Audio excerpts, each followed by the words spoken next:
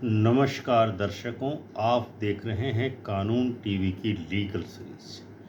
क्या कभी आपने सोचा है कि अगर किसी रिहायशी प्लाट पर या आवासीय प्लाट पर दुकानें या कॉम्प्लेक्स बना दिए जाएं, शॉपिंग मॉल बना दिए जाएं और प्रशासन सालों तक चुप रहे, तो क्या इतने साल बाद भी वो निर्माण गिराया जा सकता है?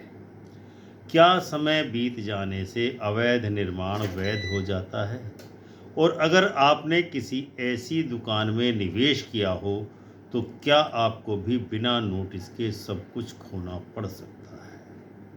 आज कानून टीवी पर हम आपके लिए लेकर आए हैं सुप्रीम कोर्ट का एक ऐतिहासिक फैसला, राजेंद्र कुमार बड़जात्या बनाम उत्तर प्रदेश आवास एवं विकास परिषद 2014, जिसमें अदालत ने साफ कहा है कि कानून के खिलाफ किया गया कोई भी निर्माण, चाहे वह 30-35 साल पुराना ही क्यों न हो,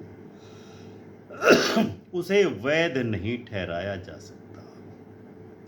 यह जजमेंट न सिर्फ बिल्डरों और प्रॉपर्टी डीलरों के लिए एक चेतावनी है, बल्कि हर उस व्यक्ति के लिए सबक है जो नियमों को थोड़ी ढील समझकर निर्माण कर लेता है।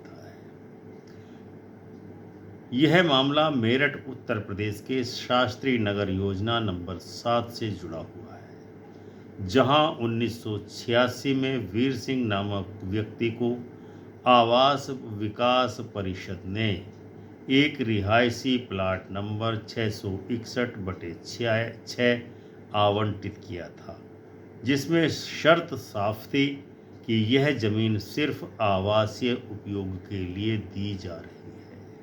लेकिन कुछ साल बाद वीर सिंह ने अपनी पावर ऑफ अटॉर्नी के माध्यम से यह जमीन विनोद अरोड़ा को ट्रांसफ़र कर दी। उस जमीन पर कॉमर्शियल कॉम्प्लेक्स बनना शुरू हो गया, वो भी बिना किसी सैंक्शन प्लान या आवास विकास के अप्रूवल के। परिषद ने नोटिस भेजे, पर न वीर सिंह रुका और न अरोड़ा ने कोई उनका जवाब दिया, और देखते ही देखते एक रिहायशी प्लाट पर सैकड़ों दुकानें बनती चली गई, और आज उसी इलाके को लोग सेंट्रल मार्केट के नाम से शास्त्री नगर के जानते हैं।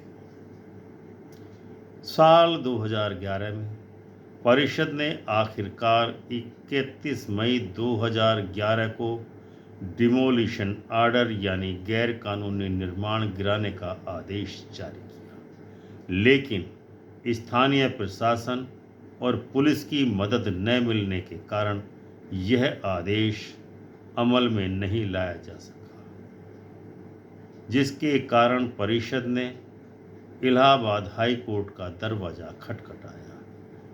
हाई कोर्ट ने दिसंबर 2014 में अपना आदेश पारित किया कि 31 दिसंबर 2014 तक यह अवैध निर्माण पूरी तरह तोड़ दिया जाए, नष्ट कर दिया जाए, और जो अधिकारी इस लापरवाही के लिए जिम्मेदार हैं उनके खिलाफ आपराधिक और विभागीय कार्रवाई की जाए। अब आते हैं अपीलकर्ता पर, यानी राजेंद्र कुमार बड़जात्या और दूसरे याचिकाकर्ताओं पर। ये वही लोग थे जिन्होंने उस जमीन पर बनी दुकानें खरीद ली थी। उन्होंने सुप्रीम कोर्ट में अपील करते हुए कहा, हमने इन दुकानों को रजिस्टर्ड सेल डीड से खरीदा है। हम पिछले 24 सालों से यहाँ व्यापार करते आ रहे हैं, हमें कभी कोई नोटिस नहीं मिला, हम निर्दोष हैं, हम बिल्डिंग गिराने के हक में नहीं हैं, हम सेंट्रल मार्केट को ध्वस्त कराने के पक्ष में नहीं हैं। उन्होंने यह भी दलील दी कि अगर यह निर्माण गलत था तो परिषद ने इतने साल क्यों इंतज़ार किया। अब तो पूरा इलाका मार्केट बन चुका है, और जो जाना जाता है सेंट्रल मार्केट के नाम से। एक जगह की दुकानें तोड़ना भेदभाव होगा। इसके विपक्ष में उत्तर प्रदेश आवास एवं विकास परिषद ने कहा, यह जमीन स्पष्ट रूप से आवासीय थी। वीर सिंह और उसका एजेंट विनोद अरोड़ा, जो बिना किसी स्वीकृति के ही वहां पर दुकान बनाते चले गए, हमने 1990 से लेकर 2013 तक कई बार नोटिस भेजे, पर किसी ने कोई जवाब नहीं दिया। हमारी गलती सिर्फ इतनी है कि हमने समय पर कार्रवाई नहीं की। लेकिन गैर कानूनी निर्माण कभी भी वैध नहीं ठहराया जा सकता। उन्होंने कहा, खरीदारों को यह मालूम था कि यह ज़मीन रिहायशी है, फिर भी उन्होंने व्यापारिक दुकानें खरीदी। इसीलिए कानून के विरुद्ध निर्माण में कोई भी हक नहीं बनता। सुप्रीम कोर्ट की बेंच में, जिसमें जस्टिस जे.बी. पारदीवाला और जस्टिस आर महादेवन थे, उन्होंने पूरे रिकॉर्ड को विस्तार से अध्ययन किया। कोर्ट ने कहा, यह साफ है कि यह प्लाट आवासीय था। बिना सैंक्शन प्लान के 600 से ज़्यादा दुकान बनाई गई, जो कानून का खुल्लम खुल्ला उल्लंघन है। 1990 से 2011 तक परिषद ने नोटिस दिए, लेकिन उनका कोई पालन नहीं हुआ। यह न सिर्फ उल्लंघन है, बल्कि प्रशासन की मिलीभगत भी दिखाता है। कोर्ट ने खरीदारों से भी कहा, आपने खरीद से पहले यह क्यों नहीं देखा कि जिस प्लाट पर आप दुकान खरीद रहे हैं वह कमर्शियल उपयोग के लिए वैध नहीं है, वह केवल आवासीय उद्देश्य के लिए आवंटित की गई है। कोर्ट ने कहा, कैविएट एम्प्टर यानी खरीदार सावधान का सिद्धांत भी आपको देखना चाहिए था। यानी जो खरीद रहा है उसकी जिम्मेदारी है कि वह प्रॉपर्टी की जांच करे। अपीलकर्ताओं की एक मुख्य दलील थी, हम 24 साल से वहां रह रहे हैं, अब उस बिल्डिंग को गिराना, उस सेंट्रल मार्केट को गिराना अन्याय होगा। कोर्ट ने सख्त लहजे में ये कहा कि कानून के विरुद्ध किया गया कोई भी निर्माण सिर्फ इसलिए वैध नहीं हो जाता कि वह 24 साल से खड़ा है। अवैधता कभी वैधता में नहीं बदलती। भले ही अधिकारी चुप रहे हों, इससे अपराध खत्म नहीं होता, बल्कि यह उनकी मिलीभगत दर्शाता है।